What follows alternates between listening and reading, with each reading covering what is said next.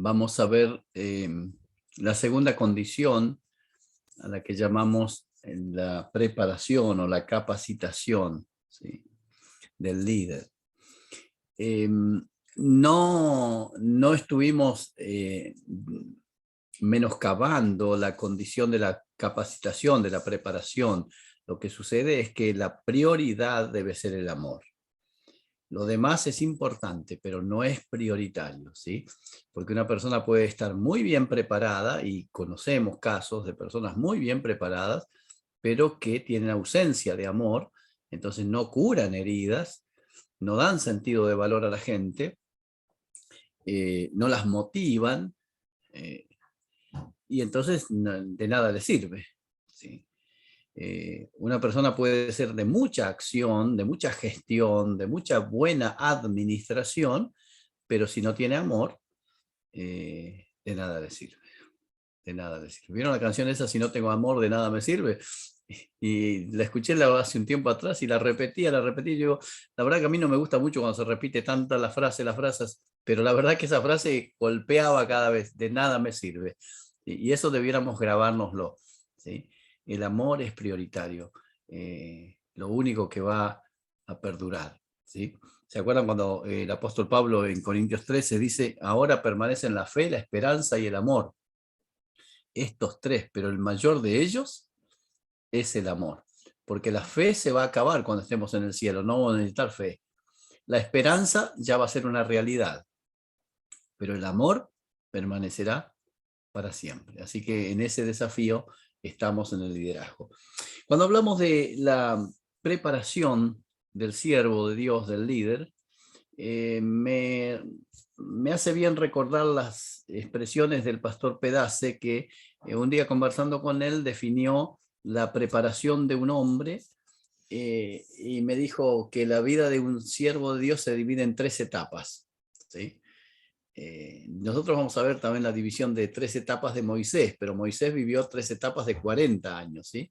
Y sumó 120 años. Que ninguno tenga la expectativa de Moisés, 120 años no lo vamos a aguantar aquí abajo, ¿sí?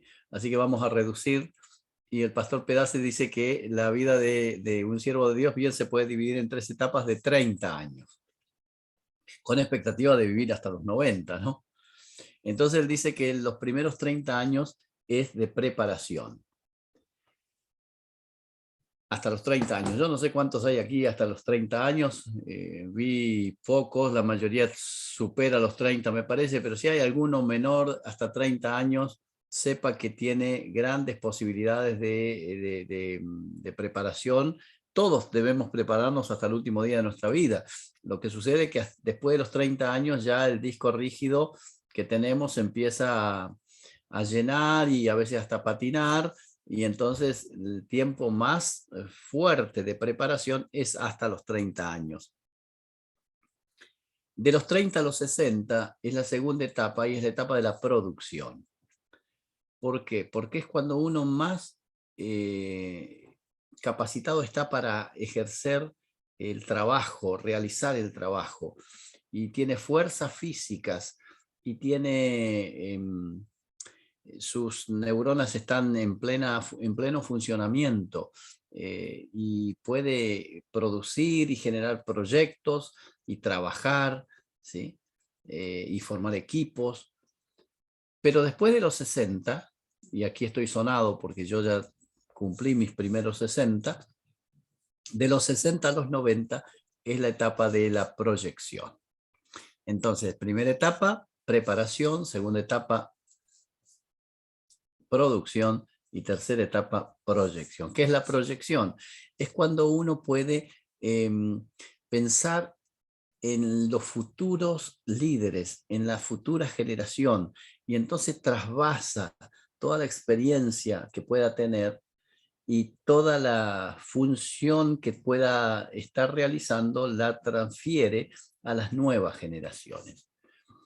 Deben haber escuchado esto de pasar la antorcha, ¿sí?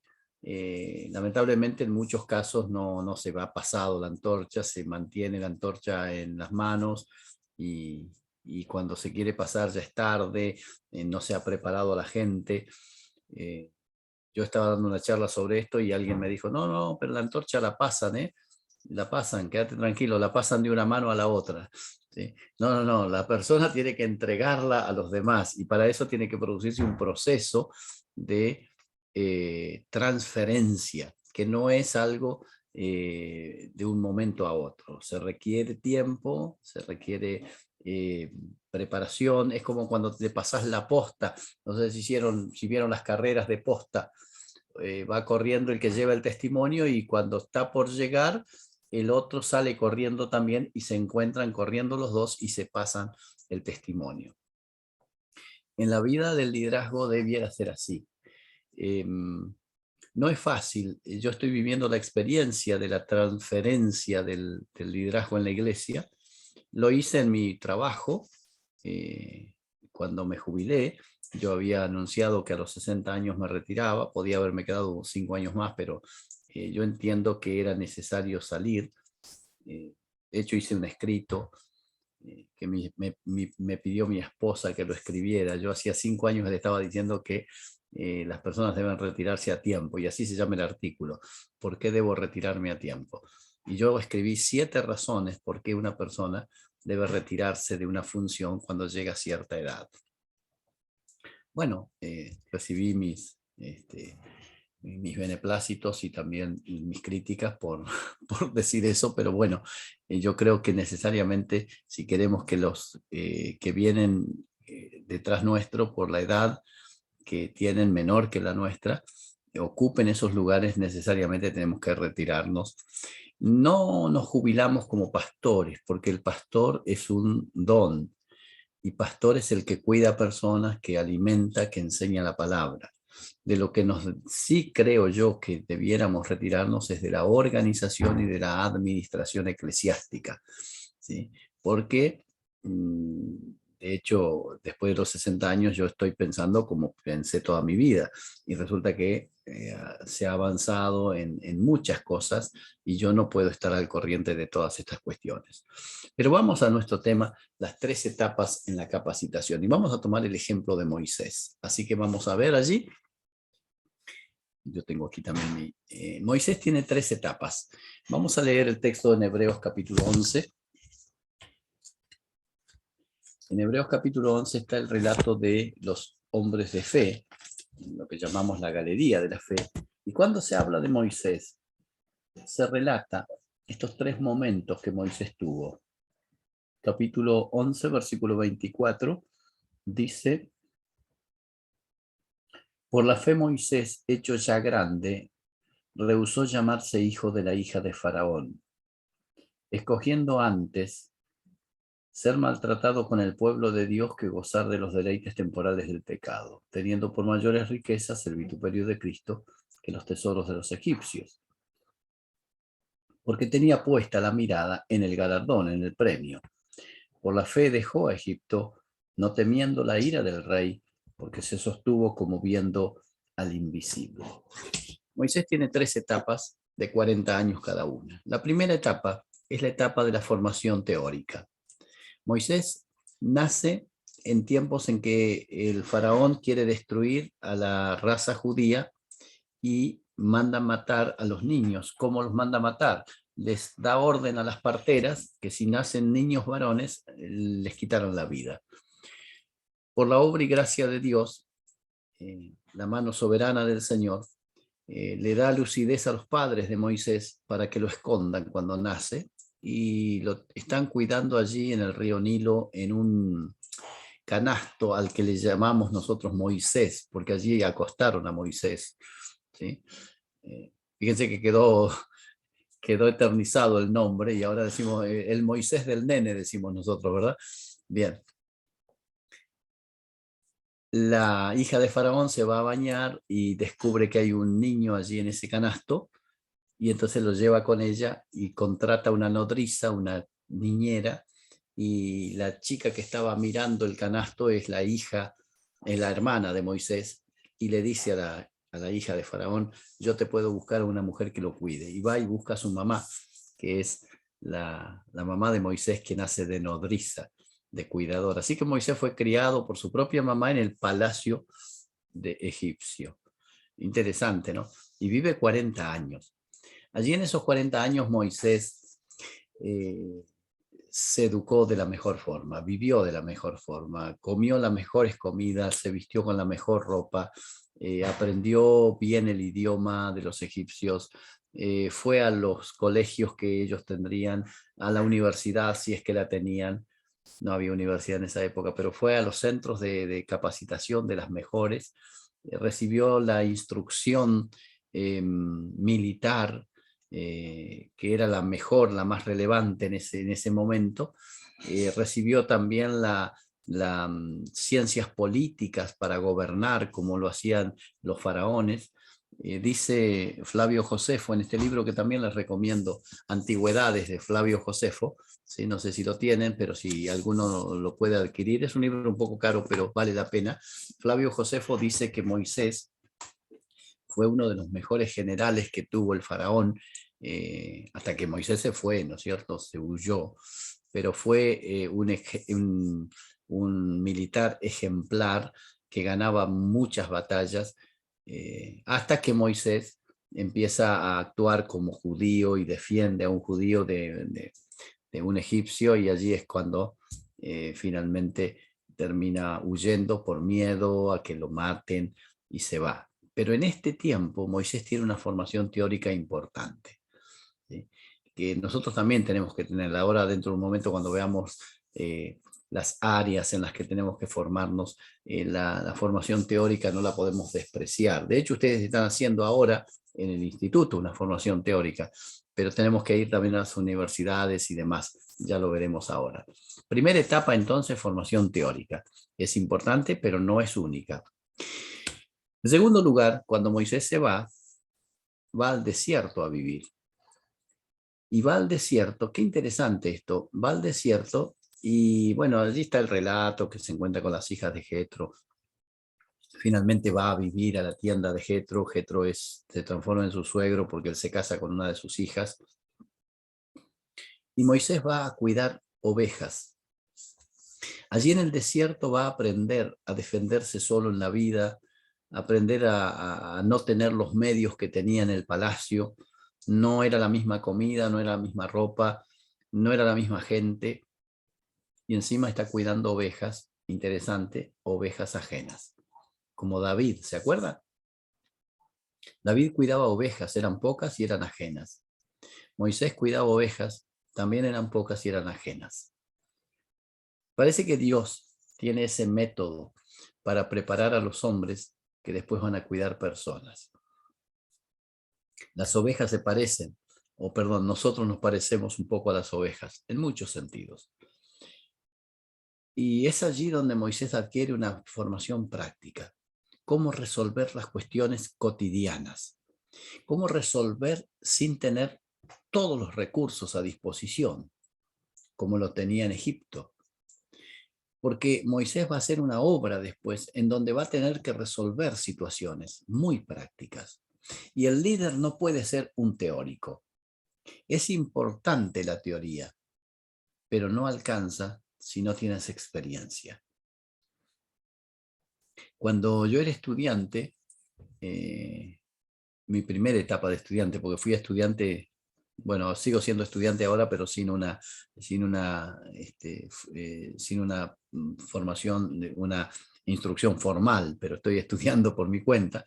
Pero cuando era estudiante en mi primera etapa del secundario y el profesorado que hice aquí en Buenos Aires, en las vacaciones yo trabajaba de lo que sea. Entonces trabajé de ayudante de herrero, de ayudante de albañil, de ayudante de plomero. Trabajé en una fábrica de jugos concentrados allí en el Alto Valle de Río Negro. Y fui aprendiendo algunas cosas que eran muy prácticas. Cuando estuve en la obra misionera en Breaposo durante 14 años, habían cosas que resolver ahí, y varias veces me encontré con que las había aprendido en mi adolescencia cuando trabajaba de ayudante de. Nunca vamos a saber lo importante que es todo lo que podamos aprender. Todo lo que podamos aprender en algún momento puede ser que lo necesitemos y lo utilicemos. Ya vamos a hablar de esto mismo dentro de un rato. Así que hay una segunda etapa que es la del desierto. Quizás te encuentres en un desierto.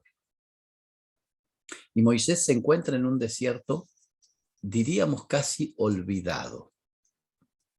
Y no fue un par de semanas, ni un par de meses, ni siquiera un par de años. Fueron varios pares de años, 40 años.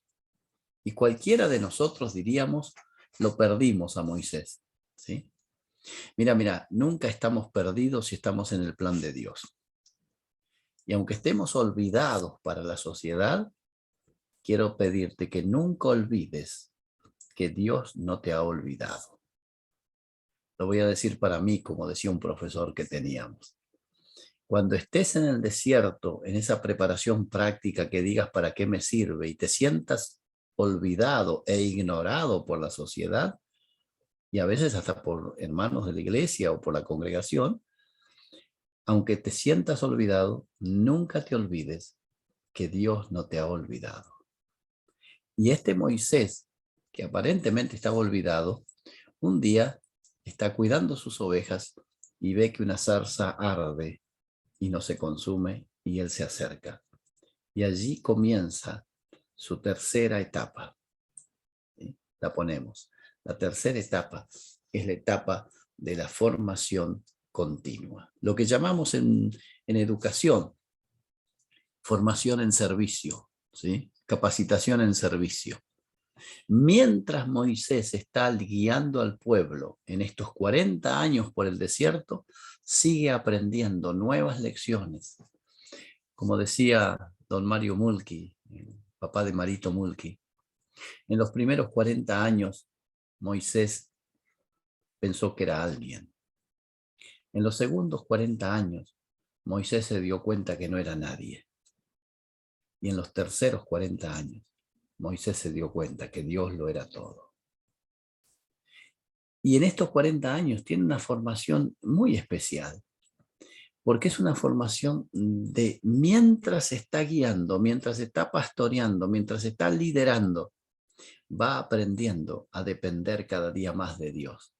Va aprendiendo a manejar la crítica de los hijos de Coré, a manejar la crítica de su hermano Aarón y de su hermana María.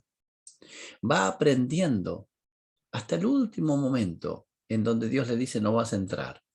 Siempre tengo conflictos con ese pasaje, porque yo creo que tendría que haberlo dejado entrar a la tierra prometida.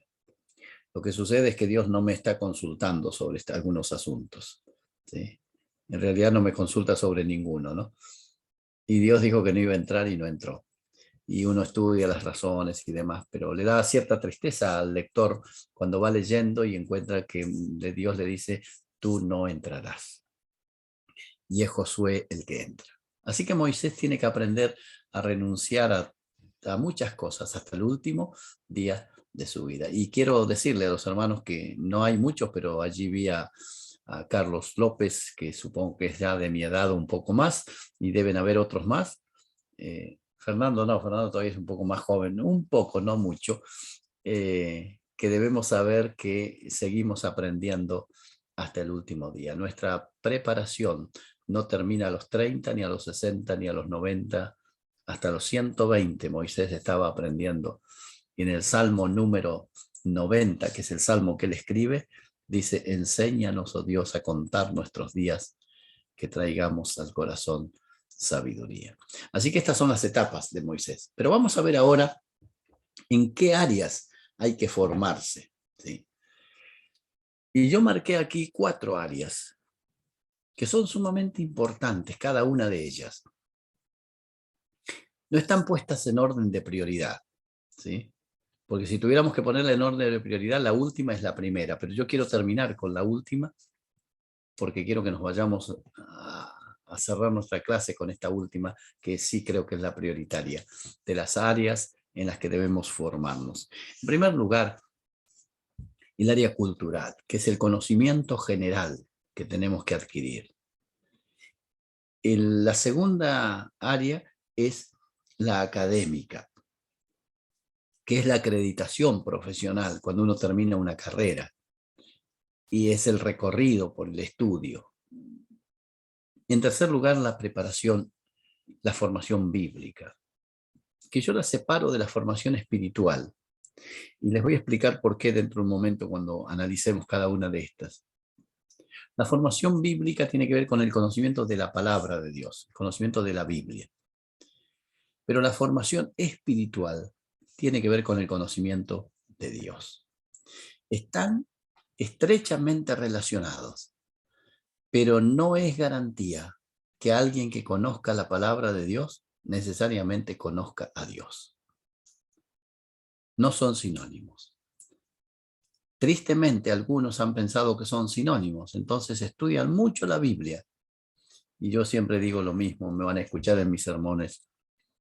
Si yo digo que conozco la palabra de Dios, pero después paso el semáforo en rojo, no pago mis impuestos, maltrato a mi esposa, no cuido a mis hijos, no cumplo con mi trabajo, no pago mis deudas, el conocimiento de la palabra no ha hecho nada en mi vida. Si yo conozco a Dios, es diferente. Lo vamos a ver en un ratito. Vamos a ver entonces formación cultural. Pone la próxima. ¿Qué es la formación cultural? Es el conocimiento general. Un líder no puede ser una persona que viva en un termo. ¿Se entiende la frase de Fernando, no? No puede vivir en un termo. No puede creer que el mundo empieza y termina en su manzana, en su cuadra, en su barrio, en su ciudad, en su iglesia local. El mundo es mucho más amplio.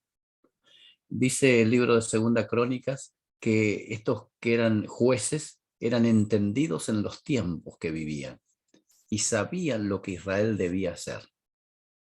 Una persona entendida en los tiempos es una persona que necesariamente está siempre leyendo, estudiando, escuchando, viajando. Debe leer, como dice Chip Ingram en su libro De lo mejor a lo excelente, de lo bueno a lo excelente, debe leer los mejores libros.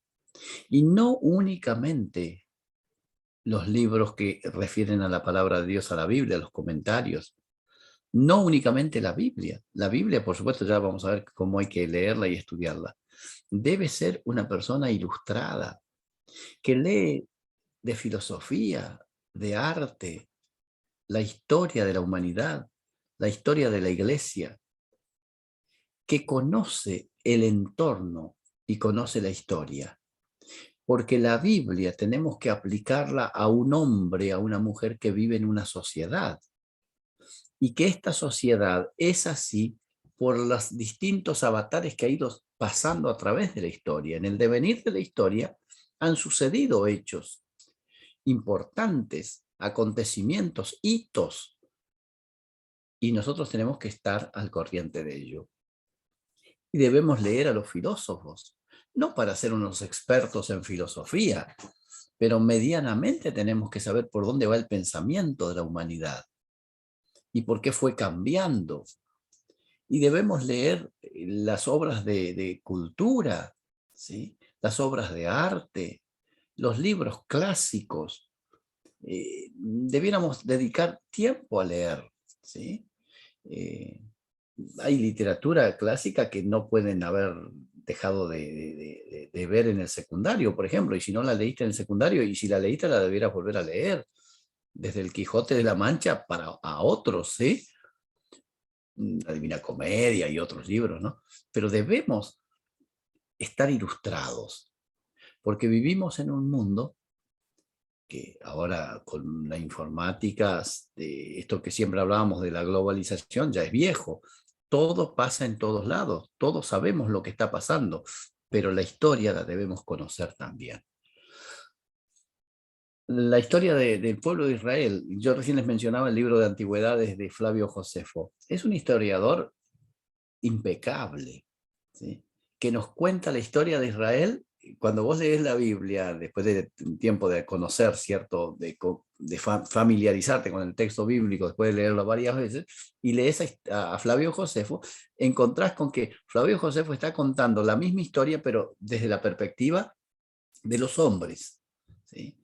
Y cuenta relatos bíblicos, como se escuchaba en esa época, que él, a través de la investigación en los documentos, fue rescatando. Y cita a la Biblia también. Y está buenísimo poder saber un poco más de la historia de Israel desde la perspectiva de un historiador.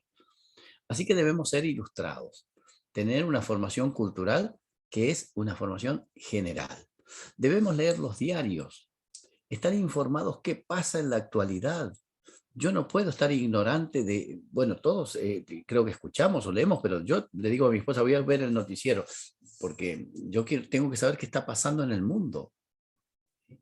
Y de paso debemos orar mucho por el tema de la guerra allí en Ucrania, con Rusia invadiendo, pero no solamente por los ucranianos, debemos orar por los rusos también, porque no van a creer que los rusos son los malos y los ucranianos son los buenos, ¿sí? Es decir, hay una decisión política equivocada, porque toda decisión política que lleva a la guerra es una decisión equivocada, ¿sí? Y debemos orar para que Dios pueda estar interviniendo en la decisión de los gobernantes y también en nuestros hermanos, tanto en Ucrania como en Rusia. Pero debemos saber, porque vivimos en un mundo al que nosotros estamos intentando llevarles las buenas nuevas de salvación.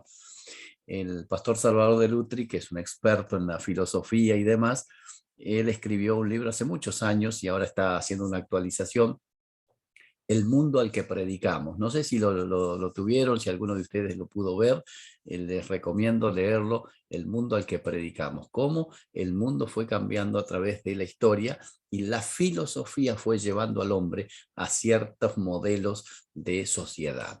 ¿Sí? Bien, no me voy a extender más en esta primera área de formación, porque si no se me va a ir toda la hora. En la segunda área de la formación de un líder es la formación académica. Llamamos formación académica a aquel que ha transitado un programa de estudios en una carrera que le lleva finalmente a tener una certificación que se llama acreditación académica, ¿sí? Yo le puse acreditación profesional porque finalmente se recibe de, ¿sí? Cuando el apóstol Pablo está escribiendo a los filipenses y les está diciendo acerca de su vida, les dice: yo fui circuncidado al 8º día, del linaje de Israel, de la tribu de Benjamín, hebreo de hebreos, en cuanto a la ley, fariseo. Es decir, he estudiado la ley de modo tal, porque estudiar la ley para nosotros ahora es como si estudiaras la Biblia. No, no, en esa época era estudiar no solamente la ley, era prepararse. Escribir no era algo común. Escribir era una profesión y un fariseo era una persona que se preparaba. Cuando atravesás una carrera y la terminás, vas adquiriendo no solamente el título, sino que vas adquiriendo una experiencia de haber sido sometidos, la palabra no es muy buena, no es muy feliz, pero haber sido sometido a un programa, a una serie de exigencias que te hacen estudiar, investigar, escribir, explicar, ¿sí? Y entonces ha sido examinado por un profesor o por una mesa examinadora, y eso te hace ser una persona disciplinada, una persona ordenada. No se puede estudiar una carrera en el medio del desorden, aunque hay algunas excepciones de gente desordenada que no aprendió nada, pero normalmente aquella persona que ha atravesado una carrera se ha tenido que establecer ciertos parámetros para estudiar, horarios, lugares, prioridades en las lecturas, selección de las lecturas que hace y luego tener que escribir una monografía, una tesina, una tesis, y eso lo hace adquirir experiencia en lo académico, porque vivimos en una sociedad que nos exige. Cuando yo asumí la rectoría del colegio, me presentaban, y yo recuerdo que fuimos alguna vez a alguno de los centros como son los municipios, pero en la ciudad de Buenos Aires están divididos en 15, creo que son, no, 10 las centros de gestión, que son pequeños municipios. Y cuando te presentan y dicen el doctor fulano, el licenciado Mengano, qué sé yo, el título hace que la gente sienta que, este se preparó. Y nosotros no debemos estudiar porque creemos que la academicidad da mayor importancia. No, no, no, no da mayor importancia. Pero en la sociedad que vivimos es relevante. Y entonces nosotros tenemos que ser como líderes. Si tenemos la posibilidad de estudiar, tenemos que estudiar. Y quiero decirles que nosotros tenemos que estudiar haciendo un gran esfuerzo. Don Carlos Morris nos enseñaba, en la vida no triunfan los inteligentes, sino los perseverantes. Mi esposa y yo hicimos la carrera universitaria, bueno, hicimos 2 tecnicaturas previamente y la carrera universitaria la hicimos siendo casados y teniendo nuestros hijos adolescentes. Fue un esfuerzo grande, teníamos que viajar 1 hora 40 para llegar a la universidad y después estar 3 horas y media, casi 4 en la universidad y después volver de nuevo 1 hora y media viajando. Fue un esfuerzo, pero sabíamos que la preparación académica era necesaria para poder trabajar y servir al Señor de la mejor forma en el liderazgo donde estábamos trabajando. Yo quiero animarlos en esto, ¿sí? Si tienen posibilidad, no deben dejar de hacerlo. Cada acreditación profesional es como una herramienta que guardas en tu caja. En algún momento la vas a necesitar. Pero si no la tenés, estás en problemas. Se llama capital cultural, toda esta preparación académica, ¿sí? Que nosotros la vamos adquiriendo y vamos pagando un precio. A veces incluye dinero, porque hay que pagar cuotas, hay que viajar, hay que comprar libros. En tiempo, es tiempo que invertimos, que en lugar de estar mirando televisión, yendo a un partido de fútbol, haciendo recreación o alguna otra cosa, estamos dedicando tiempo a estudiar. Estamos sacrificando, ¿sí? A veces tenemos que sacrificar cosas que nos gustan en pro de ser los mejores alumnos y estudiar y aprender. Cuando uno ya hace una carrera y la hace de grande, no estudia para aprobar la materia, estudia para saber y de paso aprueba la materia, ¿sí? Cuando sos adolescente o medio joven todavía, vas y querés zafar, querés aprobar, ¿sí? Se valora mucho más cuando uno es grande el estar estudiando y estar dando exámenes. Con mi esposa tenemos muchísimas experiencias de las veces que teníamos que dar examen. Cada vez que nos daban la fecha del examen, lo poníamos allí hacíamos un cuadro. Mi esposa es muy, muy meticulosa y muy disciplinada en esto. Hacíamos un presupuesto de cuánto tiempo nos iba a llevar preparar una materia. Entonces, por ahí una materia nos llevaba 25 horas, suponete. Entonces decíamos, bueno, ¿de dónde vamos a sacar estas 25 horas? Y anotábamos día por día y los horarios en los que íbamos a estudiar. Algunas veces teníamos que levantarnos a las 5 de la mañana para estudiar de 5:15 o de 5:30 a 7, ¿sí? Y otras veces decíamos, bueno, a la noche, ¿sí? A ver, de 10 de la noche a 12:30 vamos a estar estudiando para no interferir los horarios de estar con nuestros hijos.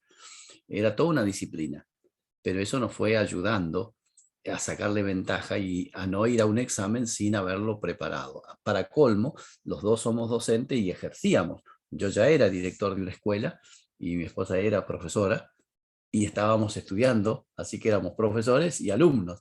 Así que era todo un rollete interesante, pero yo les aseguro que vale la pena. El día que terminás y te dan la acreditación, no es que sos más importante, seguís siendo la misma persona, pero tenés una herramienta más que te va a ayudar a que tu liderazgo sea más efectivo, a tener la posibilidad de ser mejor ejecutor de la tarea que tenés que hacer, porque estás mejor preparado, ¿sí? Así que quiero animarlos y desafiarlos también para que ustedes puedan, si tienen la posibilidad de hacerlo, háganlo, inviertan, vale la pena. Primera, formación cultural. Segundo, formación académica. Y en tercer lugar, es lo que ustedes están haciendo ahora, la formación bíblica, el conocimiento de la palabra de Dios. Antes de leer el texto, quiero decirles, ustedes no están estudiando la Biblia en el Instituto Bíblico. Ustedes están estudiando cómo estudiar la Biblia. Están recibiendo herramientas y recursos porque la Biblia se la estudia toda la vida. Y se la estudia mejor si estás solo con tu tiempo, tus libros, tu Biblia, ¿sí? y es un proceso de toda la vida. Y nunca, nunca terminaremos de estudiarla porque es el libro de Dios. Este conocimiento de la palabra es lo que Esdras hizo. Miren qué interesante, dice, porque Esdras había preparado su corazón. No tiene que ver solo con la intelectualidad, tiene que ver con el corazón. Cuando habla del corazón es con la actitud con la que Esdras se acercaba a la Biblia. Esdras había preparado su corazón y observen los tres verbos que utiliza aquí el texto. Dice, para inquirir. La palabra inquirir significa investigar, averiguar, tratar de encontrarle todas las posibles explicaciones a lo que está lo que dice el texto. Buscar el texto original en lo más posible que puedas. Ya no hace falta que leas el griego y el hebreo, si lo puedes estudiar en buena hora. Pero hay suficientes herramientas como los manuales, los diccionarios, especialmente los diccionarios de Strauss, perdón, se me fue. Bueno, pero los diccionarios de Vine o el material que tiene William Barclay también, y ahora los comentaristas también utilizan mucho explicar las palabras. Hay que inquirir. Dice, para inquirir en la ley de Jehová. Strong era, perdón, se me había escapado. Strong, el diccionario de Strong y la concordancia. Para inquirir la ley de Jehová, para cumplirla. Cuando nosotros investigamos la Biblia y estudiamos la Biblia, no es para saber. Déjame que te repita, no debes estudiar la Biblia para saber la Biblia. Eso no tiene ningún propósito. Se estudia la Biblia para cumplirla, para llevarla a la práctica. Como dice Salvador de Lutri 2x3 cuando charlamos, me dice, pastor, recuerde siempre que el sermón del domingo, usted tiene que preguntarse para qué le va a servir al hermano el lunes. Es decir, estudiamos la Biblia para cumplirla, para obedecerla. Y en tercer verbo es y para enseñarla. Cuando un enseñador estudia para enseñar, no encontró el camino correcto. Debe estudiar para conocer a Dios, para obedecer a Dios y al final para enseñarla, para enseñar en Israel sus estatutos y decretos. Así que la formación bíblica es una formación que es un proceso continuo. Y vamos a mirar las tres formas en que debemos acercarnos a la Biblia. ¿Cómo nosotros nos acercamos a la Biblia? Ponela, por favor. ¿Fernando? Bien.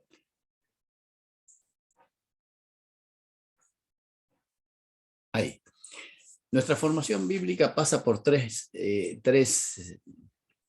momentos que no necesariamente son en este orden, pero debemos procurar leer, acercarnos a la Biblia para leerla. ¿Sí? Leemos la Biblia para informarnos. Es decir, tenemos que saber todo lo que dice el texto. Y para ello hay que leerla. Y quiero animarte. No voy a preguntar quiénes han leído la Biblia entera por lo menos una vez. Pero después de leerla una vez, tenés que ir por tu segunda vez. Y cuando pasen los años, habrás perdido la cuenta de cuántas veces has leído la Biblia.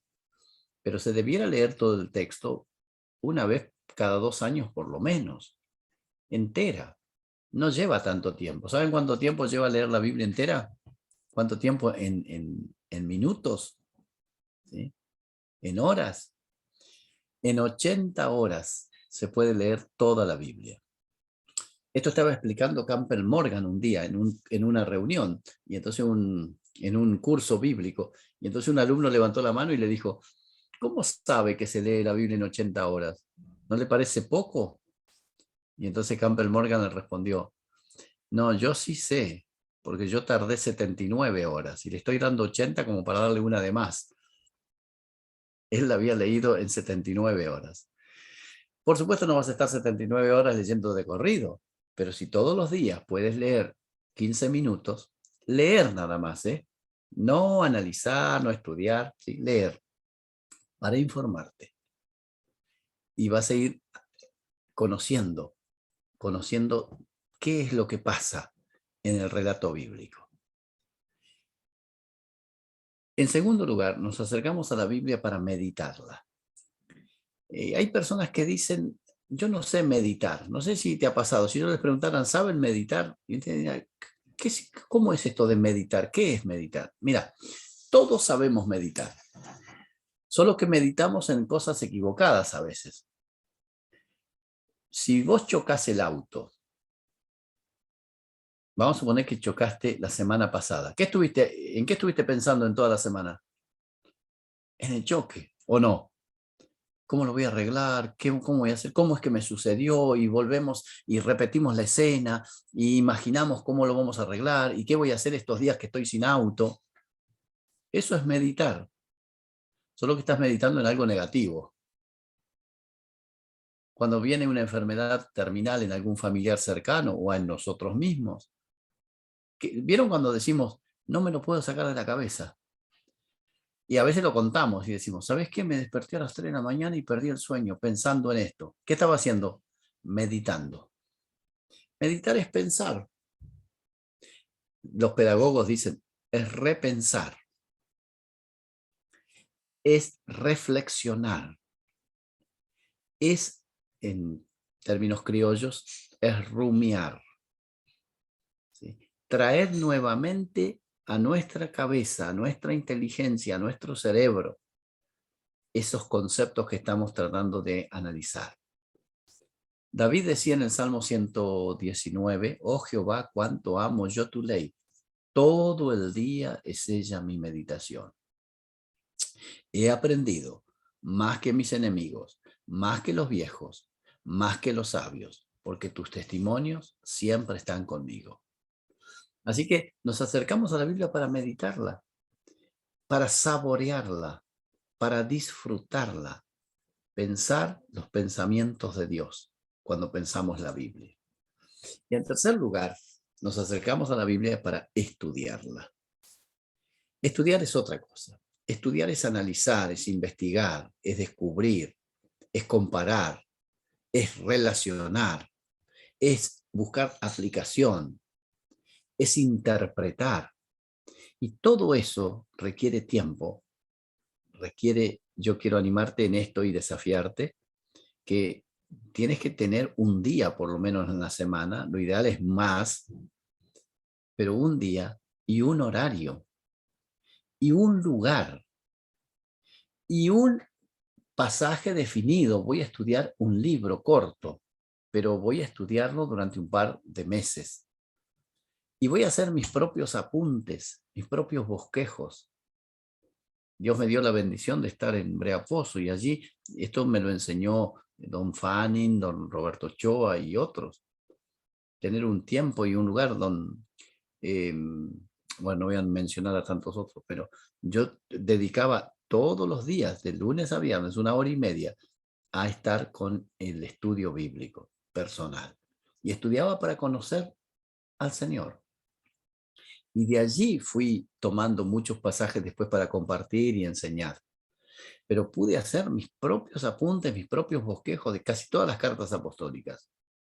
Y me llevó varios años, pero no saben la riqueza que representó para mí. Pero tuve que asumir que si quiero conocer la palabra de Dios, tengo que estudiarla en serio. No puedo estudiar cuando tengo que predicar. ¿Vieron eso que dicen? Sí, tengo que preparar un mensaje y toda su vida es el mensaje. No, nosotros tenemos que estudiar la Biblia. Y de lo que estudiamos, vamos a compartir con los demás. Así que el estudio requiere disciplina, requiere tiempo, requiere renuncia, requiere establecer un día, un horario, requiere invertir en libros. Bueno, mi esposa, gracias a Dios, le encanta la lectura, así que cada vez que yo he comprado libros y demás, siempre he estado de acuerdo. Pero si tenés tu esposa o tu esposo no está de acuerdo, ten cuidado, no vaya a ser cosa que tengas problemas. Pero sí tener la posibilidad de tener la mayor cantidad posible de literatura que te ayude en el estudio de la palabra de Dios. Así que en tercer lugar, la formación bíblica. Pero para cerrar, en cuarto lugar, la última área es la formación espiritual. Yo les decía, estudiar la palabra no es conocer a Dios, pero conocemos a Dios a través del estudio de la palabra. hay varios relatos en el libro de Daniel en donde Dios opina sobre la vida de Daniel y en algún momento le dice mi amado. Este texto de Daniel 10, versículo 11 dice, entonces me dijo Dios, dice Daniel, entonces me dijo, Daniel, no temas, porque desde el primer día que dispusiste tu corazón a entender y a humillarte en la presencia de tu Dios, fueron oídas tus palabras y a causa de tus palabras yo he venido. Observa esto. Desde el mismo día que dispusiste, no tu inteligencia, no tu racionalidad, sino tu corazón. Es decir, tu actitud hacia mí, dice Dios, yo la valoro mucho, porque dispusiste tu corazón a entender y a humillarte delante de la presencia de tu Dios. Conocer a Dios significa dos cosas, ponelas por favor. Conocer a Dios significa tratar con Dios. No es estudiar a Dios, ¿eh? No vayas a creer que tenemos que estudiar a Dios. Yo estoy medio peleado a veces con el tema de la teología, porque en la teología hay una materia que se llama teología propia. Se estudia a Dios Padre, Dios Hijo, Dios Espíritu Santo y se va analizando como si fuera un laboratorio, ¿sí? No, no, no. A Dios hay que conocerlo y para conocerlo hay que tratar con Él. Nosotros conocemos a una persona no cuando leemos de esa persona, sino cuando tratamos con esa persona. Mirá, decimos a veces, no lo conocía, pero ahora que lo traté, vos vieras. O sea, a veces nos llevamos una gran desilusión y a veces una gran sorpresa y decimos, qué bárbaro, ¿eh? Yo siempre cuento, tuve la oportunidad de conversar en 2 ocasiones, un buen tiempo con Luis Palau. Y gracias a Dios no había nadie, solamente estaba él y yo en ese momento charlando, así que charlé bastante. Y les aseguro, qué bueno fue conocerlo en ese tiempo. Charlé una vez media hora y otra vez casi 1 hora y media. Y un tipo normal, común, pero tuve que tratar con él en ese momento para poder saber cómo era. ¿Saben? Con Dios tenemos que tratar con él. Tenemos que contarle nuestras cosas. Tenemos que guardar silencio en su presencia. Tenemos que descubrir cada día algo más de Dios. Pero no solamente tratar con Dios, sino dejar que Dios trate con nosotros. Dejar que Él intervenga en nuestras vidas. Nos cuesta muchísimo, porque cuando nos pasan cosas negativas, solemos enojarnos.